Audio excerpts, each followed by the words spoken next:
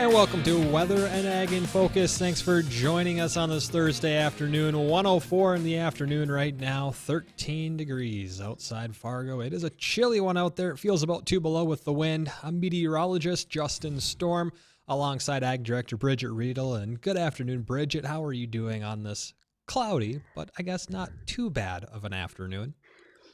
You know, it's not terrible. I will say when I was out earlier, it was a lot nicer in the sunshine. So if you could fix that, I'd appreciate it. The sunshine was very welcoming. I will get right on that for you. I'll get some sun heading your way, at least a small little pocket. But yeah, I think we're going to be stuck with more clouds than sun for the rest of today. And yeah, you're right, Bridgette. It was nicer earlier. We were closer to 20 degrees this morning. And wow, we're instead of warming up 7 degrees, we cooled down 7 degrees. And that'll be the trend for the rest of the day.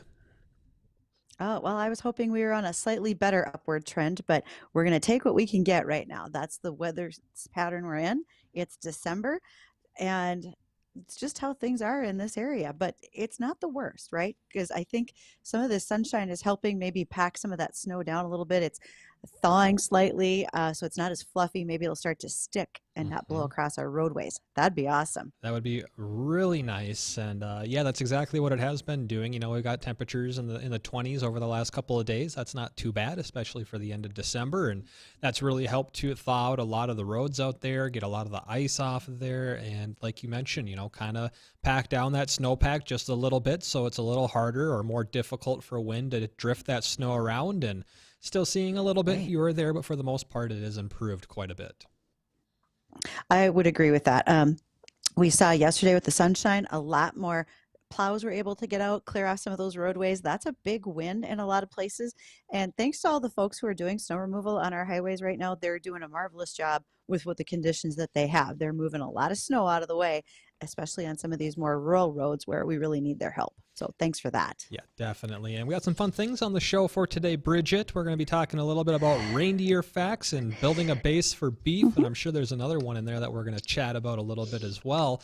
And our guest today, I think this will be a really fun one. This is a Fargo native, but with a worldwide reach, where she does, you know, her goal is to help educate those on wine, and thousands of wine lovers and those that are hoping to be follow her on her website, Instagram, and Facebook, where she helps even novices understand the nuances between reds, whites, and everything in between for wine. So we're talking about the American wine girl, Carolyn Covington, will be joining us at 1:20 this afternoon. So we're going to learn about what it is that she does, where she, you know, came from here in Fargo and where she's at now. We'd encourage you to call in, ask questions anytime during our show by reaching us at 701-293-9000.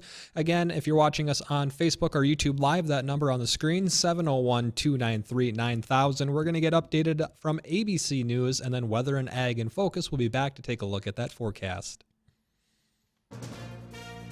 From ABC News, I'm Derek Dennis. Russian airstrikes overnight in Ukraine now confirmed as deadly. 2 civilians killed in the 69 missile strikes that were launched in the country. The dead found in Kharkiv. Southwest Airlines Chief Commercial Officer Ryan Green pledging to do better after days of canceled flights, 2,300 plus today alone. We're continuing to work to make this up to you, and you'll hear more about that soon. But for now, we're focused on restoring the reliability and level of customer experience we expect of ourselves and that you expect from us. The holiday storm stretching coast to coast blamed in part on the cancellations and a staggering death toll in Buffalo. At least 37 dead there, but conditions are improving. A driving ban is over. The airport is open again. Main roads are clear and a warm-up is underway. Not such good news in Denver, though. Snow there closing that city's airport and leaving countless cars stranded. The snow isn't done yet. You know, even more expected through the morning in the eastern part of Colorado, and that dangerous storm system continues to march east. Millions in the heartland bracing for their own blast of snow and ice, and then that same storm set to bring heavy downpours to the east coast this weekend, so it could certainly be an east coast washout this New Year's weekend. ABC's Mola Lange. New York Congressman-elect George Santos, exposed for lying about his employment and personal history, says he won't step aside despite his detractors holding a news conference this hour to demand he do just that. 5 days from taking office, Congressman-elect George Santos should be be packing for Washington. Instead, he is contending with new scrutiny from prosecutors. The district attorney in Nassau County is now looking into what she called fabrications and inconsistencies associated with Congressman-elect Santos. If there's a crime, she said she'll prosecute it. Right now, though, there is nothing to prevent Santos from taking his seat in Congress on Tuesday. ABC's Aaron Katursky. Benjamin Netanyahu sworn in as prime minister in Israel a sixth term. You're listening to ABC News.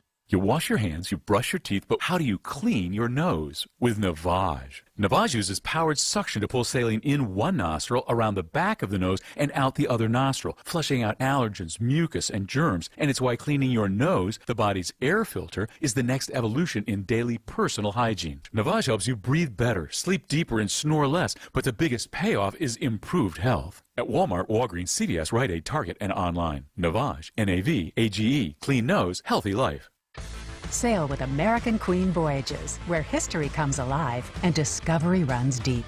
Enriching adventures await in North America's mighty rivers, Great Lakes, oceans, and expeditions to the wilds of Alaska. Visit American Queen Voyages at aqvoyages.com, cruising North America now. Call 844-744-0794 or contact your travel professional. American Queen Voyages. Discovery runs deep. Your new one-stop shop for the latest in news, weather, sports, and community happenings is WDAYRadioNow.com. Stay up to date online, on your phone, on the go. Interviews with newsmakers, all your favorite local shows on demand. For those days when you don't want to miss anything. Get your forecast so you're always in the know when it comes to the weather. And find information on shows and personalities. If it's happening now, it's happening on WDAYRadioNow.com. That's WDAYRadioNow.com. What do you call a place that feels like home every time you walk in? A place with plenty of TVs to watch a Saturday or Sunday game and still be able to carry on a conversation. It's known for delicious lunch specials, soups, and appetizers made from scratch every day. We call it Midtown Tavern, where they don't skimp on food or drinks anytime. Head to Midtown and enjoy Wednesday wine night, live music nights, and Dwayne's Pizza any day of the week. That's Midtown Tavern, Highway 10 East in Moorhead. See Facebook for specials, watch parties, and live music.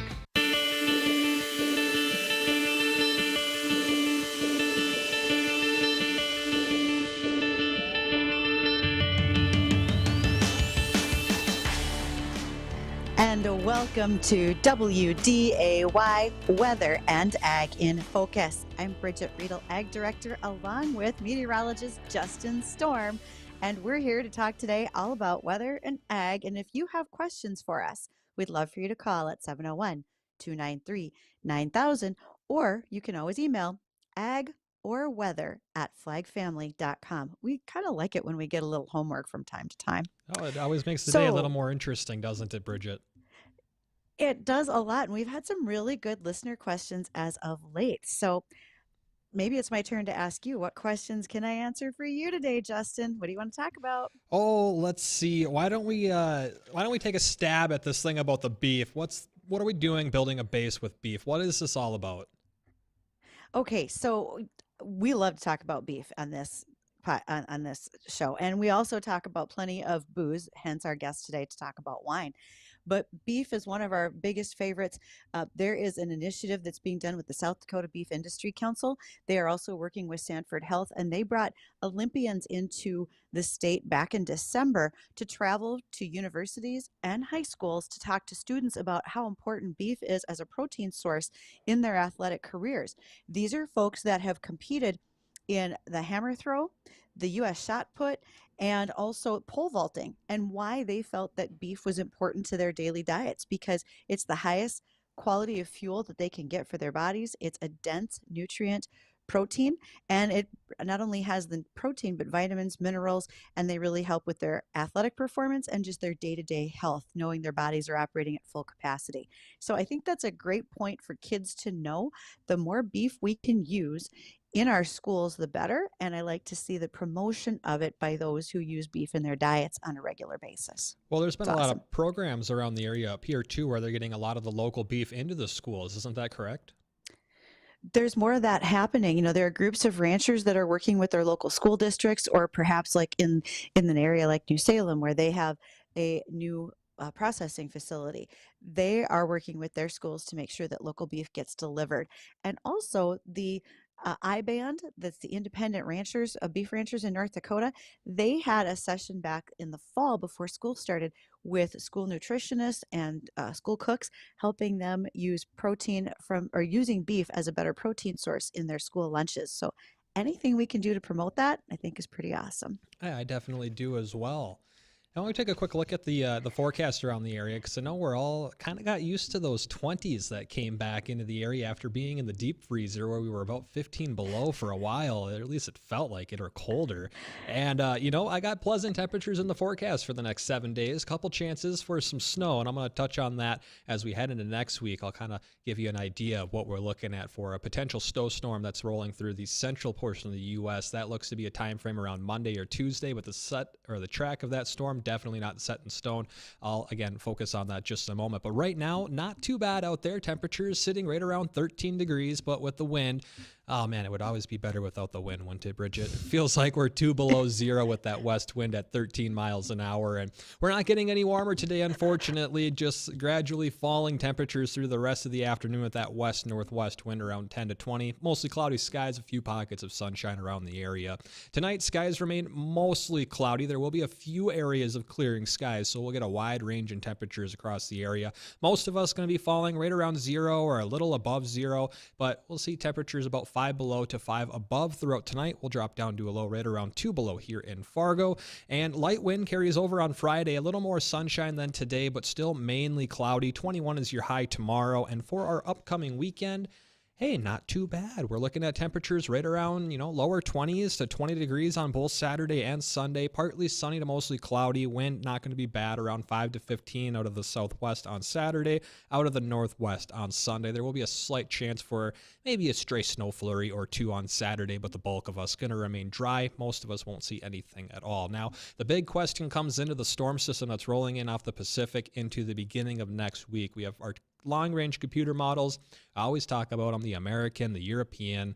Which one is right? Well, usually the European's more right than the American, but pretty split on where they want to drag this system. A lot of things going into it that aren't going to become more in focus until we head into the weekend, but the European trying to hold this system further to our south through Nebraska, South Dakota, Iowa, southern Minnesota, while the American model trying to give Fargo, the Red River Valley, basically another direct hit with a pretty impactful storm system. Somewhere going to get some very heavy snow accumulation, probably a good bet 6 to 10 localized areas over a foot, but it's just too far out to really know exactly where it's going to line up. So something we're just keeping a close eye over the weekend. I'd say more than likely this is going to go south, but we'll just watch. We'll give it maybe a 25% chance that this lifts a little further north. So we'll just keep watching it over the weekend, give you updates on our social media platforms as well as that gets a little closer to on land off the coast of California.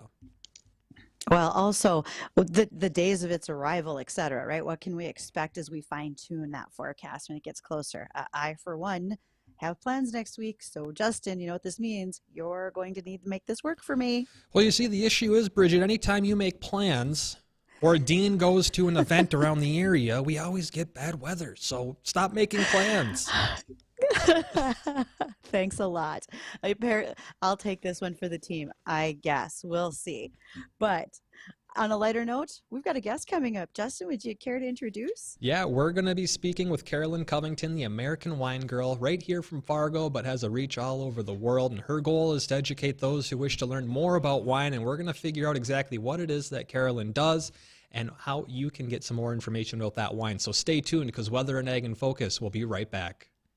Attention all business owners who rent or lease space, including storage space. Stop wasting your money paying someone else for your space. You can now save a ton of money and own your own building with the incredible end-of-the-year sale prices from General Steel. That's right, start saving money every month on renting space from others. Just call 888-74-STEEL to see how General Steel can help you save money. Our 50-year structural warranty buildings are custom designed for your needs and save you a ton of money money. Call 888-74-STEEL. Take it from a successful entrepreneur. If you need to expand or start a new business, you need General Steel. Great team and the competitive pricing is the reason I went with General Steel. Call 888-74-STEEL now, and you can get any of our popular quick construction structures, including a 40 by 60 foot building or a 50 by 100 clear span building at end of the year savings. Call 888-74-STEEL. That's 888-747-8335. 888-74-STEEL. It's Jay and Ronnie from the Coffee Club, and we love MyPillow. We absolutely love the Giza Dream Sheets, made with the world's best cotton, grown only in a region between the Sahara Desert, the Mediterranean Sea, and the Nile River. Its long staple cotton makes it ultra soft and breathable. Yeah, let me tell you, this 400 thread count, they are fantastic sheets. They are warm when you need to be warm. They are cool when you need to have very thin layer between you and the mattress. It is a fantastic sleep with Giza Dream Sheets. 60-day money-back guarantee, machine washable and durable, and a 10-year warranty. Available in multiple colors, styles, and sizes. All right now for a great low price of $29.99 with promo code WDAY. All you need to do is go to MyPillow.com, go to Listener Radio Special Box, put in the promo code WDAY. MyPillow.com, go to Listener Radio Special Box, put in the promo code WDAY. Promo code WDAY.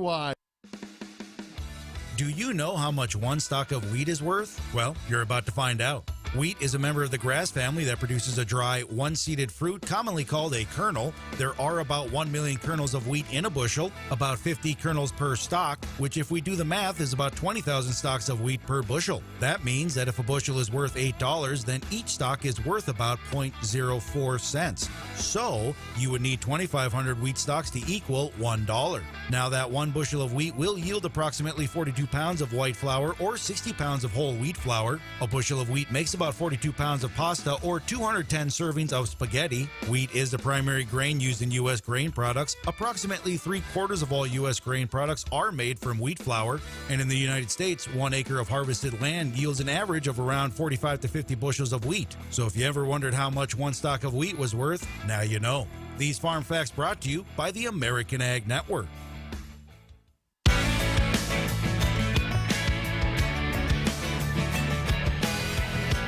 And welcome back to Weather and Ag in Focus. Thanks for rejoining us. 121 this afternoon. Again, 13 degrees outside Fargo with a west wind at 13 miles per hour. I'm meteorologist Justin Storm alongside Ag Director Bridgette Readel. And if you'd like to join in on our conversation today, ask us or our guest a question, who I'll introduce here in just a moment. Feel free to do so at any point. Give us a phone call, 701-293-9000. We absolutely love hearing from you and all the great questions that you give us.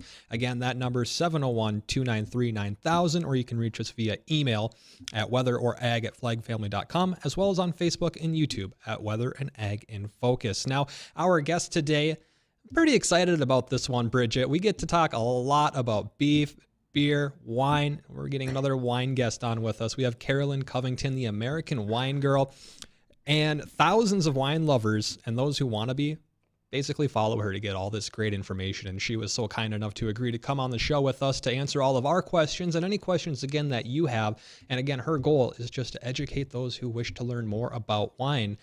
And Carolyn, you grew up right here in Fargo, is that correct? Or at least you went to school here. Yes, I did. Yeah, I grew up in Fargo for 18 years. So I love it there. That's great. And then you've been all over the world, going to different vineyards and whatnot, learning more about wine. But before we get into that, what has led up to where you're at today? What's a little bit about your background, your story? Because you graduated here in Fargo, but what happened after that? Yeah, so I went to Fargo South High School, graduated in 2014, and then I went to the University of Minnesota. I actually studied business there. But while I was studying there, I studied abroad in Italy, and that's when I really started to fall in love with wine. Of course, in college, I was drinking some wine, but it wasn't the best wine. And then going abroad really introduced me to how wine is such a big part of cultures and how it's, just such a big part of the economy and everyday life for people. So I really fell in love with red wine specifically. And brought that passion back with me and was talking about it with my friends. And, being 21, 22, everyone is like, ew, wine? Like, it's so gross. How can you drink that? And I was like, I should really start something to educate people and teach them a little bit more about it, especially younger people was kind of my goal at first. So that's really how my passion for it started. I see. And when you went, you didn't have much of an interest in wine before you went overseas. Is that correct? Not really. I mean, my parents were always pretty into it. And, my dad, he's really into agriculture. He still lives in Fargo and has a business there. And he was always fascinated with the whole viticulture part of wine, which is why I think he loved it so much. And he would talk about, winemakers, they're farmers first, and just had this fascination with it. But I was too young to really understand it until I got a little bit older and experienced it for myself. I see. So was there a key moment when you went over to Italy and Florence that you were like, man, I really like this? What was that turning point that got you onto this whole turn to become the American wine girl in 2017? Was there a specific moment or something that just really stood out to you in particular? I mean, the people had a lot to do with it, just their passion for it. And also the fact that wine is cheaper than water over there. I was like, what is happening? This is amazing. So crazy. But I went on a couple wine tours and just the simple way of life there. And it's just such a beautiful thing. And with the food, one of my favorite parts about wine is the food and wine pairing of it all. And it was a lot of things. Great. Bridgette, do you want to jump in? So I do, because I'm here for the agriculture part of it. Okay, so there's some of the questions I have. And as an educator, do you talk about the agriculture, the growing regions, how the grapes are grown, what's done with them as far as companion crops, et cetera? Is that also a part of the discussion you have with some of your enthusiasts? Yeah, it is. I mean, talking about the terroir is a really huge part of the education that I do. And I'm based in Virginia now. So the Virginia terroir is a little bit more of my specialty, but I also do try to focus on that when I am in other regions around the world, because it all does start in the vineyard. So understanding what makes each, specific vineyard site completely unique and different to other ones, even just, in the same county. It can really make a huge difference. And so the regions and how you're getting all these different expressions of wines and varieties that you can grow is really what's so fascinating about it. Would a lot of that be based on their soil types and so forth? Is that what really can directly affect the plants? So soil is a huge part of it, but of course you also have your climate and your weather patterns and your latitude and your altitude that you're on. I mean, it's all these different things that come into play with it. When I hear you say climate, I think about our climate and how cold it is in this growing region, but yet there's a real trend for North Dakota, Michigan, et cetera, to look at ice wines. So when you say climate, is that where we're a big part of ice wines? Yeah, I know the ice wine is fascinating. And I've heard that everywhere, every state in America grows grapes and makes wine, but of course it has to be totally different the Midwest climate is pretty extreme. So the ice wine makes sense. I guess you're getting those grapes hanging on the vine longer as the temperatures drop, and then the residual sugar gets to be really high. And of course you have more hybrid varieties and things that do grow a lot easier in those states. But it's super interesting. I haven't actually had a lot of ice wine, but I know Michigan has a pretty big wine region. And so I'm definitely interested in checking out more of those. Right. And, when people think about wine, or particularly maybe good or expensive wine, as some people might refer to it, they think of, the hot spots, obviously, Italy, Napa Valley, there's a few other spots that I'm blanking on right now, but you've been to a lot of these different regions, you know, from overseas and Europe to the United States. Where are some of the places that you've visited these different vineyards, and what are you doing over there? Yeah, so I mean, just this past year, I went to Greece and South Africa, and those are two really great examples of places that produce amazing, unique wine, but it's a lot less expensive than like a Champagne or a Napa Cabernet because it's not quite as well known. I mean, of course, that means it is a little bit harder to get your hands on it. And so like the shipping prices and things can be expensive, but if you're ever able to like go visit those countries and try the wines there or bring it back with you, they're amazing. But while I'm over there, I try to meet with winemakers, go on wine tours, just educate myself. So it usually will start with a tour of the vineyard, learning about that whole process, the winemaking facility, and then of course the fun part, tasting the wines and going through that whole process. So really just exploring the whole winemaking from start to finish and learning about what makes those wine regions special. Right. And we're going to hit bottom of the hour here, Carolyn. So we're going to head to a break here in just in a moment. But we're speaking here with Carolyn Covington, the American Wine Girl. If you'd like to join in on our conversation, ask us or Carolyn a question, feel free to do so. Give us a call, 701-293-9000. And as you had mentioned, you know, tasting it is always the most, or at least my favorite part, and along with that, some of the history. So when we come back, I want to ask you a couple of questions, a little bit about what makes certain regions so known for their wine. Is there, you know, areas where wine is produced that you can only get that name in that specific area that it's grown? So we'll kind of tackle a few of those questions and some more when Weather and Ag in Focus returns.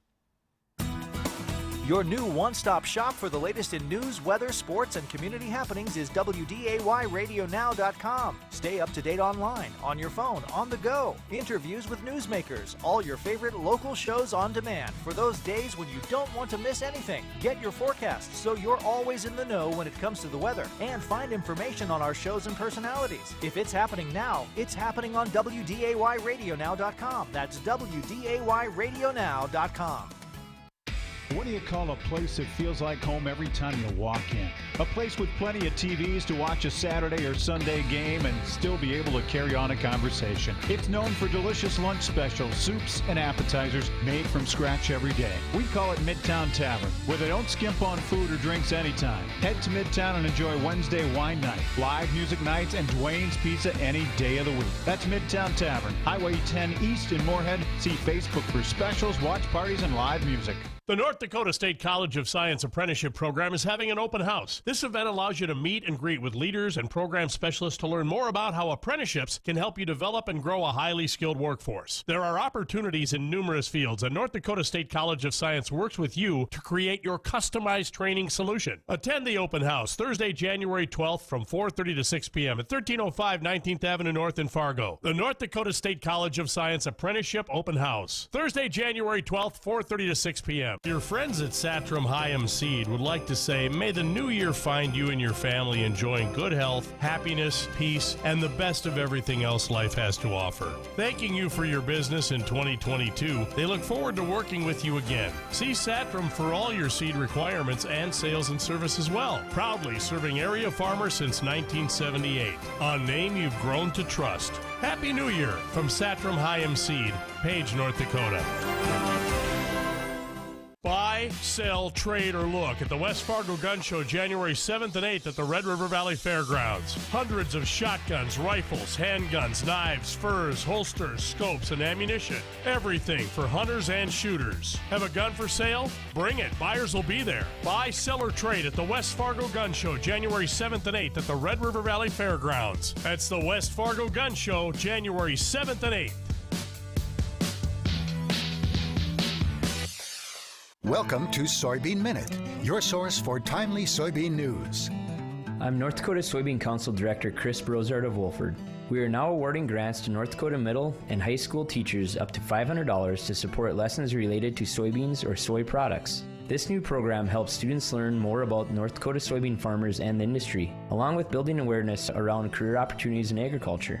Applications can be submitted through the 2022-2023 school year. Grants are limited and will be awarded on a first-come, first-served basis. Funds can be used for materials associated with projects that help students to learn more about soybeans, soybean-related products, soybean research, soy innovations, and soy as part of health and nutrition. To learn more and apply, visit ndsoybean.org or call our office at 701-566-9300.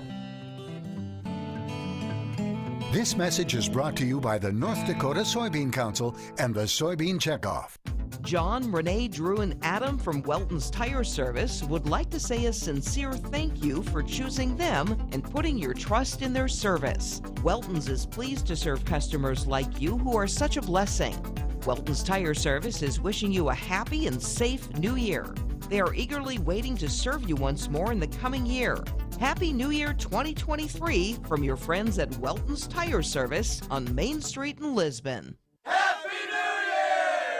The news is brought to you by the North Dakota oil and natural gas industry, advancing the possibilities. Learn more at ndpetroleumfoundation.org.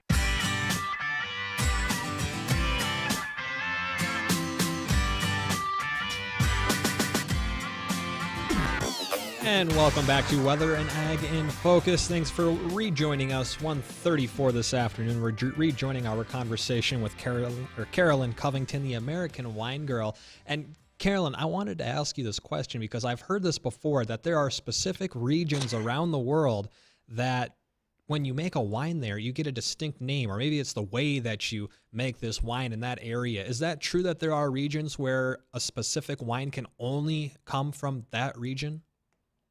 Yes, and it's more common out in the old world countries or regions, so pretty much most of Europe. France and Italy are really known for doing this. So, of course, Champagne, you only can get Champagne from the Champagne region. Other areas in France would be Burgundy or Bordeaux, and then you have Italy, you have your Chianti and your Brunello. So it's definitely more common out there, and in the US, we don't have quite as many strict regulations as they do. I see. Well, that's interesting because I thought that was a thing, and it's kind of interesting to know that really is. So the other thing that I wanted to lead into with that question is, you had kind of mentioned that there aren't as heavily regulations on, specific regions in the United States where you can only get a specific wine, but are there any regions, say like Napa Valley or maybe somewhere on the East Coast, where they're just kind of known, or that's where the name comes from for their original type of wine? Yeah, so what we have in the United States, it's AVAs. So that's your American Viticultural Area. So they're designated grape growing regions. And if you're including the AVA on your bottle, you're saying, I believe it's like 85% of your fruit is coming from that AVA, which is, when you're out in Napa, there's so many different AVAs. So you're starting to get pretty specific. And then you can go another step further and put, the name of your exact vineyard. And you can get more and more specific on like your labels of your bottle, which tells consumers that, it's just like a little bit more narrowed down, which typically means a little bit of like a higher quality, more boutique wine versus just having a wine that says like Napa or California. You're not really knowing exactly where all of that fruit's coming from. See. It's a little bit like truth in labeling at that point is what you're doing. Yeah, So exactly. as you think about some of the vineyards that you've toured and worked with, are you seeing very much as far as automation or robotics, or is it still very much a hand labor industry? Yeah, that's a good question. I think you're starting to see a little bit more of the robotics and like mechanization, but there's still a lot of places that do like hand harvesting and your manual punch downs and things like that. Again, kind of out in Europe, especially these smaller chateaus or producers, everything's done by hand. I think it's also just part of the tradition of it. They like to keep that alive. I think the bigger the winery and the more they produce, then the more likely they are to have like those machines and things that do that for them. But winemaking is one of those things that I feel like tradition is really important to a lot of people that make the wine. And so you actually will see a lot of places that do still a lot of the things by hand, which is really cool. So you also mentioned, Carolyn, when you were talking about residual sugar in grapes, does the residual sugar lead to the time frame of harvest, or does it dictate when you're going to harvest? How does that fit in with the maturity of the grapes? Yeah, exactly. So sugar is like the biggest thing that winemakers will look for when they're getting ready to harvest. So it's that and the acidity. So of course, as grapes are ripening, the sugar levels are increasing and the acidity levels are decreasing. So they're always kind of watching both of those and then trying to pinpoint the exact moment in which to harvest. So harvest season is always really intense for vineyard managers and winemakers because, sometimes you have an idea like, oh, I think we'll get ready to harvest that grape crop like next week.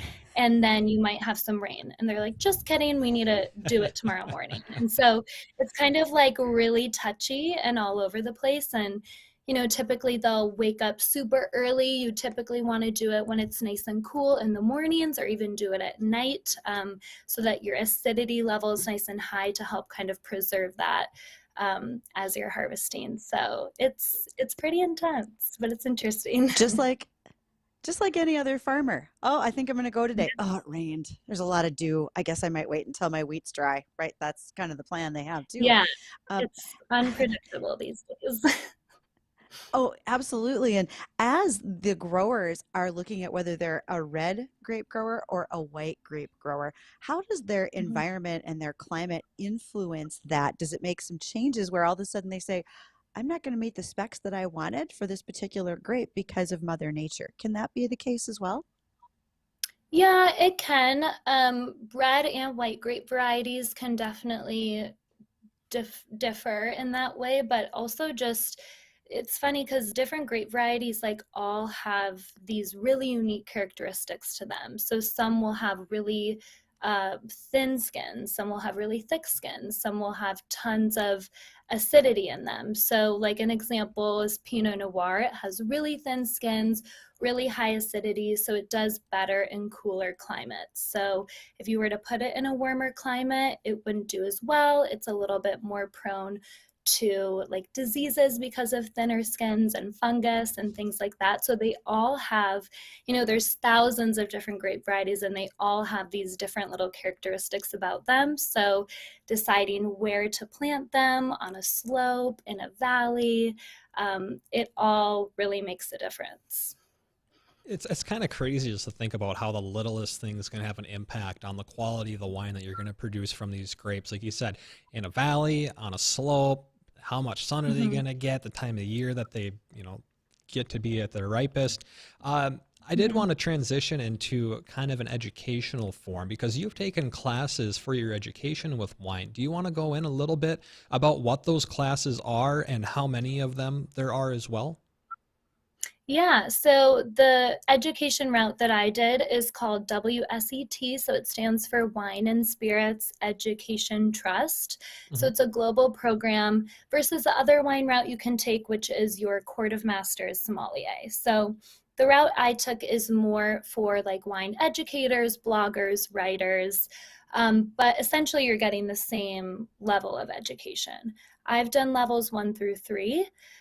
So the third level I took with Napa Valley Wine Academy, so it involves blind tasting and theory, and you're really just learning, all the steps of winemaking. And then level 3 also is like learning about all these different regions of wine all over the world and all of the details about them. So pretty intense once you get to level 3, but there is one more level, which is the 4th, and that's the diploma level. So I am starting that in 2023, which I'm really excited about.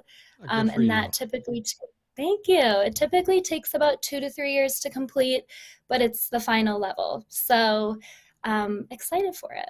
Oh, that's super cool. I don't know if you would know this, but how many people go into that route and make it to the 4th level of this class? I mean, I can't imagine everyone going for this goes all the way out, especially if the fourth class takes you 2 or 3 years. I mean, what did the first 3 take? Yeah, I don't know exactly how many. Definitely not a lot. I know like levels 1 and 2 are a little easier. It's mostly your multiple choice exams, and then not quite as many people will make it to level 3.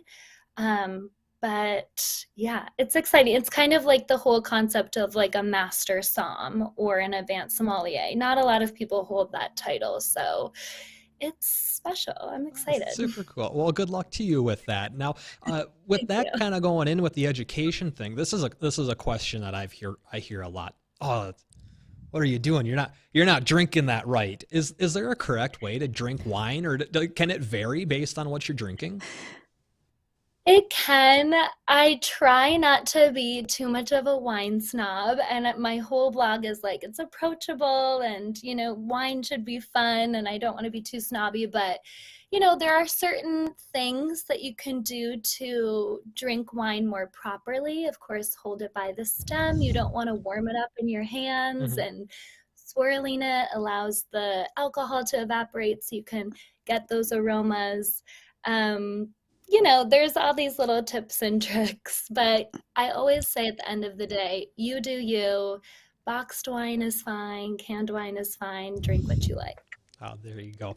And that also kind of leads into another thing. I mean, there's so many different wines. We go to Happy Harry's up here. I walk through the aisles. I get bombarded with about 80 different types of wine. And, I've found a few that I like and a few that I really like. But is there something that goes into just making good wine, or maybe something to look for the average person who's looking to, go a little bit wider in their variety and not just go get the box wine or the Barefoot Moscato? What would you say to somebody who wants to kind of get a bigger outreach into the wine world? Yeah. Taste as many different kinds as you can. I always try to educate myself beforehand or shop local. Those people really know, what they have to sell at their wine shop. But also if you're just kind of by yourself roaming the aisles, typically things on the higher shelf are going to be better quality, probably more boutique and quality throughout the winemaking process, which is what you want. And also, as I was saying kind of before, like the more specific the label, the better. So if you're looking for a wine, instead of just Italy on the label, look for Chianti Classico, or instead of just California, look for Alexander Valley in Napa. So that always can help you get a little bit of a better quality wine. Oh, I see you. When I think about the grapes that we're harvesting, and I've seen the comparison of old vine versus maybe newer, is there a distinction in the number of years, and what's the length of time until those vines start actually being taken into production where they're producing a healthy grape? Yeah, so I actually just planted a vineyard this past year. So my vines won't produce grapes for about 3 years, which is pretty common. So after that 3rd year mark, they produce a little fruit, but it's really rich, concentrated fruit. So they always say like the younger vines and the really old vines. It's a lower yield, but really great quality fruit. And grapevines typically will be like on average 30 to 40 years before you have to replant, as long as it doesn't get, like a disease or something. So pretty long lifespan. So anything after like the 30 to 40 year mark, it could be considered an old vine. It just kind of depends, and there's different grape varieties that do better with that. But in like California, you'll hear a lot of the old vines and Fendel and things that are like 50 plus years old, which is really cool. Oh yeah. And I wanted to take one more little turn in the conversation and kind of transition into pairing the wine with something that you're eating, dinner or a dessert, or maybe some different kinds of cheeses. What are things you should look for in wine when pairing them with different kinds of food? Yes, my favorite topic. So I always say, match the weight of your wine with the food. So if you're eating something a little lighter, a lighter bodied wine is great. So, like a lighter cheese with maybe a white. You could do a heavy, full bodied red with a more aged, intense cheese.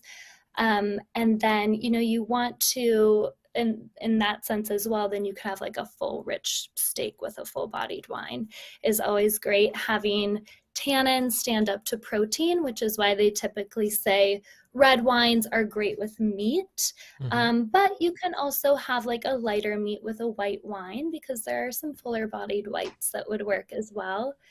And then, with spicy foods, having something a little off dry with a touch of sweetness is great because you want to kind of neutralize the heat. So a lot of people will pair, spicy foods with an off dry Riesling or a Petit Manseng or something like that. And then another quick rule is just pair sweet with sweet. So if you have a dessert, I always go for something a little off dry or just like rounder and softer. You don't want to pick the driest, highest alcohol red wine that you have to go with like a pie because it's just the bitterness, it's going to be off. Right. Well, this has been great, Carolyn, and I wish we had more time to keep going because there's so many more questions that I know me and Bridgette could throw your way, and there's a lot of things we didn't get to that we wanted to. But where could people go if they want to continue in this conversation, the education, they want to learn more from you? Where can they go to get that information or get in contact with you? Yeah, so my website is carolyncovington.com. You can follow me on Instagram, Carolyn Coving, and then Facebook is The American Wine Girl.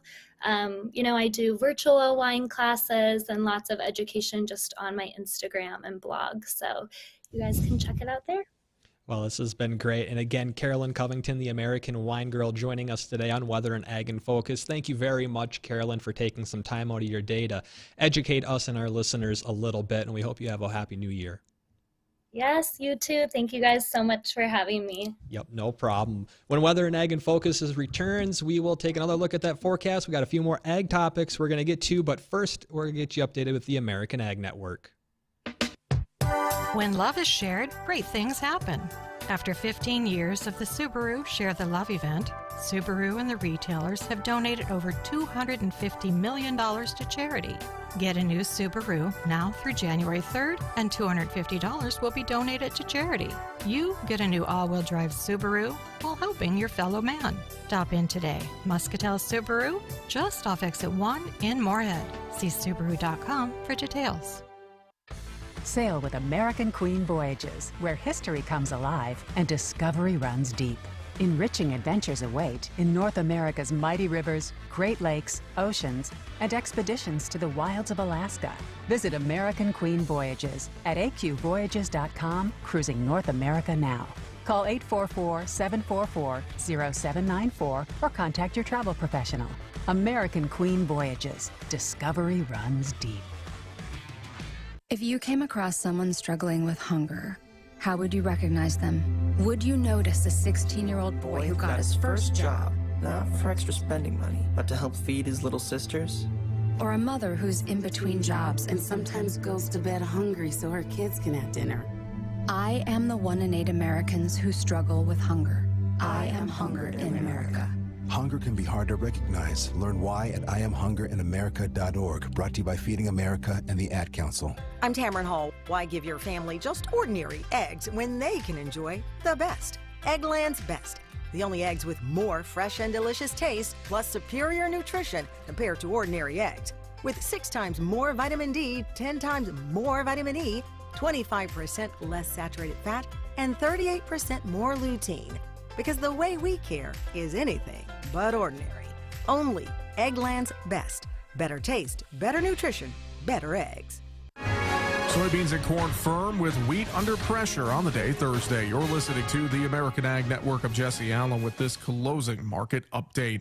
Well, as we take a look at the trade on Thursday, relatively quiet day at soybeans and corn as the soybean market continues to flirt with this week's push above significant chart resistance near $15. Much of the buying being chart related with some fund managers also hoping for a bump in demand as China reopens in the months ahead. National average cash soybean prices playing with the $15 area as well, supported by basis that is running 35 to 40 cents above the 5-year average for this time of the year. It's strongest in the western Midwest, where drought curtailed production, and weaker in the eastern Midwest. The real test, though, going to come in the weeks ahead as cheaper Brazilian supplies come online. Overall, in the wheat market, a bit of profit-taking, position squaring seen there. It appeared on the day Thursday with moderate losses, while cattle futures had moderate strength and hogs were under slight pressure as we worked through Thursday's session. Final numbers on Thursday, we saw March corn down 3 1/4, 679.5. July corn 2 lower, 672 3/4. Soybeans March 2 higher, 1560 1/4. July up 1 3/4, 1526 3/4. January bean meal down 220 a ton, 464.10. Soybean oil for January 60 points higher, 66.40. March Chicago wheat down 11.5, 774. July down 11, 785 1/4. March Kansas City wheat down 15 3/4, 866 1/2. Spring wheat for March down 18.5 at 915 1/2. And also spring wheat for the July contract that finished lower as well, down 13.5 at 901. December live cattle up 105, 158.50. February up 105, 158.85.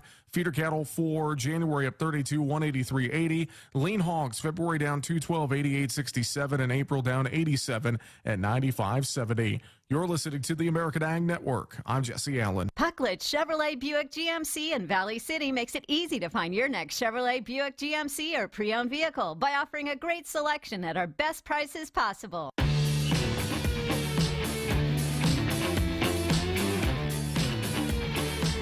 And welcome back, everyone. This is WDAY Weather and Ag in Focus. I'm Bridgette, Readel, Ag Director, along with meteorologist Justin Storm. And okay, I really enjoy talking about wine, especially as we get towards the new year. This is the right time for everybody making those selections. Thank you to our local liquor stores for always having a really nice selection for us. That's awesome. It always is. Now, one of the things that we haven't talked about yet, though, because we are in the holiday season, is reindeer. And so now's the time to learn a few fun facts about reindeer, also known as, anyone? Bueller? Santa's little helpers. So close. Caribou. Oh, there Reindeer we go. are also known as caribou. Yeah. And they tend to love cold places, and I would too if I had 2 layers of thick, furry hair. Ooh. They are built for this type of weather. And because they have that hair, and remember we've talked before, like animal hair is hollow, that helps hold their heat in. Same thing on reindeer, but it also helps them float. They're really good swimmers. Oh, who would have guessed? I would not have. They can see in the dark. That's why they do so very well pulling Santa's sleigh. They can actually use they're the only mammal who can see in ultraviolet light, and it means they can see objects in the background that humans really can't even distinguish. Might also make it a little more difficult to be a caribou hunter, is my guess. And yeah, 2 biggies. One of them is, when we think about the regular deer species, only the bucks, the males, have antlers. But when you look at reindeer, both male and female are antlered. So it's a little bit of a change versus what you normally see. Yep. Interesting. And they're fast. How fast are they, This is Bridgette? another reason why Santa wanted them in charge of his sleigh. They travel 35 miles in a single day with speeds up to 50 miles an hour. Wow. I was exhausted just reading that. Just so you know, that was a fun fact that I thought, now I'm tired and worn out. So they didn't even really need Rudolph. They can see in the dark and in ultraviolet. Right. They didn't even need his nose, but I guess they just made him feel good about it and put him in the front. Well, So Santa, thanks, Santa. Santa wanted to see what was coming. The caribou knew, but Santa wanted to know. That's true. That's true. Hey, speaking of what's coming, bring me up to speed on the forecast and the outlook that we're going to be seeing for the next few days, week. What you got? Mild, but a little on the cloudy side. But hey, mild and cloudy, I'll take that over sunny and 15 below with wind chills around 50 below any single day of the week. So this is a nice forecast for me.